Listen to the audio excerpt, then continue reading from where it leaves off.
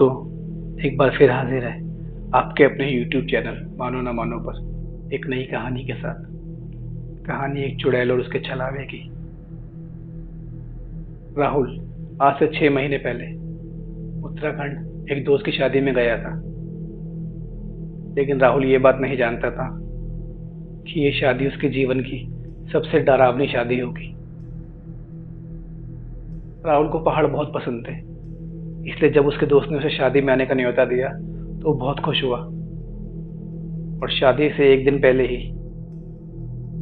Office से छुट्टी होते ही राहुल अपनी गाड़ी लेकर उत्तराखंड के लिए निकल जाता है। राहुल को गाड़ी चलाने में भी कोई परेशानी नहीं हुई और गूगल मैप भी उसका साथ दे रहा था। पर जैसे ही पहाड़ी इलाका शुरू हुआ, मौसम बिगड़ने लगा और गूगल मैप ने भी राहुल का साथ छोड़ दिया। राहुल उत्तराखंड पहली बार गया था, इसलिए वहाँ के बारे में कुछ नहीं जानता था। रास्ता पूछते पूछते पता नहीं कौन से एक जंगल के रास्ते पर निकल जाता है। अब रात भी काफी हो चुकी थी। राहुल को गाड़ी चलाते चलाते कई घंटे बीत चुके थे, पर राहुल को ना ही कोई आदमी मिल रहा था और ना ही कोई होटल दिख रहा था। राहुल को समझ ही नहीं आ रहा था कि अब आगे वो क्या करे। तभी अचानक राहुल की गाड़ी के सामने ना जाने कहां से एक लड़की आ जाती है और खिड़की खोलकर लड़की से पूछता है, यहाँ आसपास कोई रहने की जगह है क्या? वो लड़की बिना कुछ बोले आगे की तरफ इशारा करती है और वहां से चलने लगती है। आगे की ओर बढ़ने लगता है जिस तरफ उस लड़की ने इशारा किया था।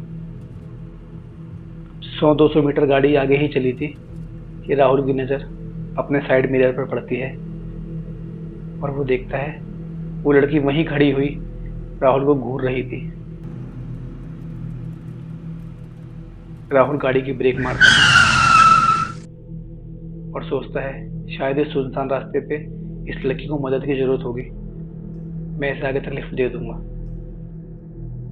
वो पीछे मुड़कर देखता है, वहां कोई खड़ा नहीं होता। राहुल को बहुत हैरानी होती है, अभी तो उस लड़की को उसने शीशे में देखा था, अचानक से कहाँ गायब हो गई। पर राहुल बहुत थक चुका था, उसे होटल पहुंचकर बस आराम करना था, इसलिए वो ज्यादा ना सोचता हुआ गाड़ी आगे चलाने लगता है। थोड़ी ही दूर राहुल को एक होटल नजर आ जाता है और राहुल उसकी पार्किंग में जाकर अपनी गाड़ी खड़ी कर देता है। पर ये क्या, पूरी पार्किंग खाली पड़ी थी, मानो पूरे होटल में राहुल की गाड़ी के अलावा कोई गाड़ी ही ना हो। वो राहुल गाड़ी से उतरकर सीधा रिसेप्शन पर जाता है। रिसेप्शन पर राहुल को एक लड़की मिलती है। राहुल जाकर पूछता है, मुझे एक रूम रहने को मिलेगा क्या? लड़की मुस्कुराते हुए, जी सर, आप ही का तो इंतजार था, और राहुल को एक चाबी दे देती है। राहुल चाबी लेकर 2 कदम आगे चलता है और पूछता है, ये होटल इतना सुनसान क्यों है? लड़की कहती है, सर ये पहाड़ों में काफी ऊपर है ना, इसलिए यहाँ कम ही लोग आते हैं। और राहुल अपने रूम की ओर चल देता है। अब राहुल फ्रेश होकर जैसे ही आराम करने के लिए अपने बेड पर लेटता है, तभी राहुल के दरवाजे में खटखटाने की आवाज आती है।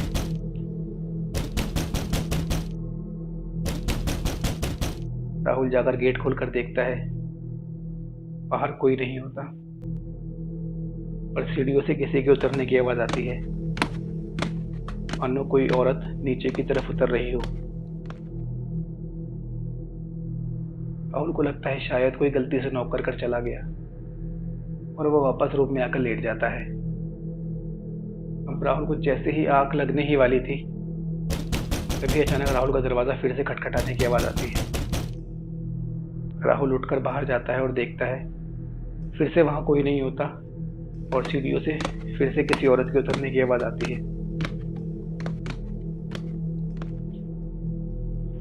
इस बार राहुल को बहुत गुस्सा आता है, पर फिर भी राहुल अपने गुस्से पर कंट्रोल करके दोबारा आकर लेट जाता है। तभी राहुल को दरवाजे से किसी के नाम पुकारने की आवाज आती है, जैसे कोई राहुल का नाम पुकार रहा हो। राहुल, राहुल। फिर दरवाजा खटखटाने की आवाज। राहुल गुस्से में खड़ा होकर दरवाजे के पास जाता है और जैसे ही दरवाजा खुलता है देखता है बाहर फिर कोई नहीं होता और सीढ़ियों से किसी औरत के भागने की आवाज आती है। राहुल भी भागता हुआ सीढ़ियों के पास जाता है और वो देखता है वही रिसेप्शनिस्ट सीढ़ियों पर नीचे भाग रही थी। राहुल जैसे ही कुछ कहने वाला होता है तभी राहुल के कंधे पर एक हाथ आता है। राहुल पीछे मुड़कर देखता है। राहुल की रूह कांप जाती है। जिस रिसेप्शनिस्ट को राहुल ने भी नीचे जीने में देखा था वो राहुल के पीछे खड़ी थी। राहुल कहता है, तुम तो अभी नीचे। रिसेप्शनिस्ट कहती है, सर आप इतनी रात को बाहर क्यों खड़े हैं? कोई काम था क्या? राहुल को कुछ समझ नहीं आता। कहता नहीं नहीं कोई काम नहीं था और अपने कमरे के अंदर जाकर फिर लेट जाता है। राहुल जैसे ही कमरे में लेटता है राहुल के कमरे का पंखा अपने आप घूमने लगता है, जबकि राहुल ने तो पंखा चलाया ही नहीं था। कमरे की लाइट जलने बुझने लगती है। राहुल को अब डर लगने लगा था। तभी राहुल के दरवाजे पे फिर से आवाज आती है, राहुल। राहुल। और फिर कोई राहुल का दरवाजा खटखटाता है।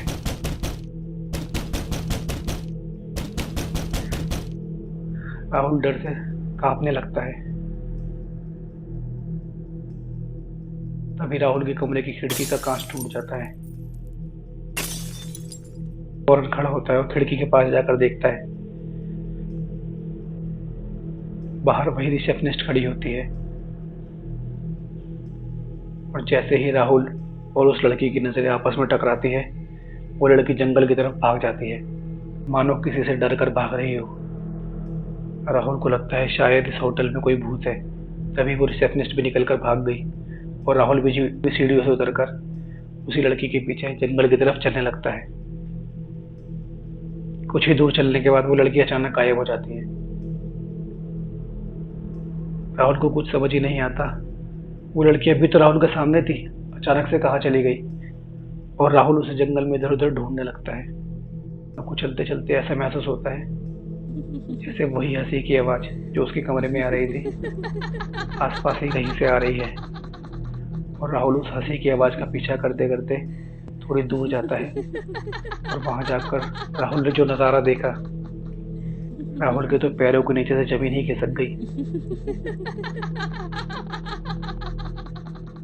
वही रिसेप्शनिस्ट हवा में उड़ रही थी, एक पेड़ के चारों तरफ चक्कर लगा रही थी। नीचे दो लाशें पड़ी थी जिन्हें पूरी तरह उधेड़ रखा था। वो जोर जोर से हंस रही थी और हवा में तैरते रहते बार बार एक ही चीज दोहरा रही थी, नया शिकार आने वाला है, नया शिकार आने वाला है। राहुल ये भयानक मंजर देख पीछे की ओर मुड़कर वापस होटल की तरफ भागना चाहता था, पर राहुल 2-4 कदम ही चलता है और वो उड़ती हुई चुड़ैल राहुल के सामने आके खड़ी हो जाती है। कहती है, कितनी मुश्किल से फंसा के तो तुझे यहाँ लाई थी, कहाँ जाएगा रे तू? राहुल उसकी आवाज सुनकर बिना कुछ सोचे बस एक तरफ भागता ही रहता है। भागते भागते राहुल एक बार पीछे मुड़कर देखता है, वही चुड़ैल उड़ते हुए राहुल के पीछे आ रही थी और जोर जोर से हंस रही थी।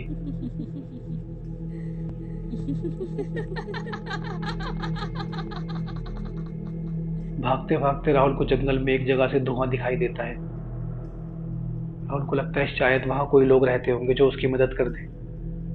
राहुल उस धुएं को फॉलो करते करते जहां से वो धुआं आ रहा था वहां पहुंच जाता है। राहुल वहां जाकर देखता है एक साधु बाबा बैठे वहां तपस्या कर रहे थे।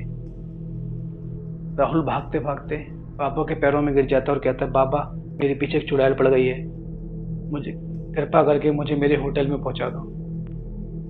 बाबा कहते, बेटा मैं पिछले 20 सालों से इस जंगल में रह रहा हूँ, यहाँ तो दूर दूर तक कोई होटल नहीं है, तू किस होटल की बात कर रहा है? राहुल कहता, बाबा मैं अभी कुछ देर पहले ही यहाँ आया था, फिर बाबा राहुल को समझाते हैं, बेटा यहाँ एक चुड़ैल रहती है, ये सब उसी का छलावा है, आसपास कोई होटल नहीं है।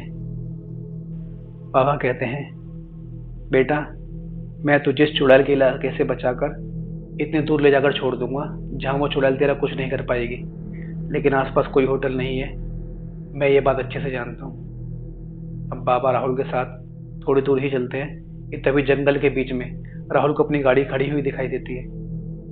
राहुल कहता, बाबा मेरी गाड़ी तो पार्किंग में थी, यहाँ कैसे आई? बाबा बताते हैं, बेटा मैंने कहा था ना, ये सब उस चुड़ैल का छलावा है। तो घूमता फिरता इसी जंगल में आया था और यही उसने छलावे से एक होटल बनाया था। राहुल दौड़कर अपनी गाड़ी में बैठता है और बाबा से कहता है, बाबा बैठ जाओ, हम दोनों इस इलाके से दूर निकल जाएंगे ताकि वो चुड़ैल हमारा कुछ ना कर पाए। बाबा राहुल की गाड़ी में एक धागा बांधते हैं और कहते हैं, नाक की सीध में बस चलता जाइयो, तुझे रोड मिल जाएगा, वहां से कहीं भी चला जाइयो। उस चुड़ैल का इलाका यहाँ खत्म हो जाता है। राहुल कहता, बाबा आप नहीं आओगे? नहीं बेटा, मुझे तेरे जैसे भटके हुए बहुत लोगों को बचाना है, ये जंगल ही मेरा घर है।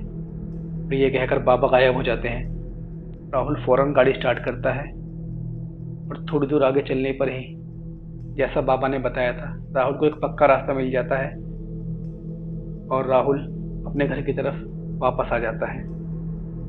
दोस्तों, ये राहुल के अच्छे कर्म ही थे जो ऐसे घने जंगल में राहुल को वो महापुरुष मिले जिन्होंने राहुल की जान उस चुड़ैल से बचाई। इसलिए कहते हैं, अच्छे कर्म करते रहो, भक्ति करते रहो, आपकी भक्ति बेकार नहीं जाएगी, कभी ना कभी आपके काम जरूर आएगी। इस कहानी में इतना ही। अगर कहानी पसंद आई तो उसे लाइक करें, दोस्तों के साथ शेयर करें, चैनल पर नए हैं तो सब्सक्राइब करके जरूर जाएं।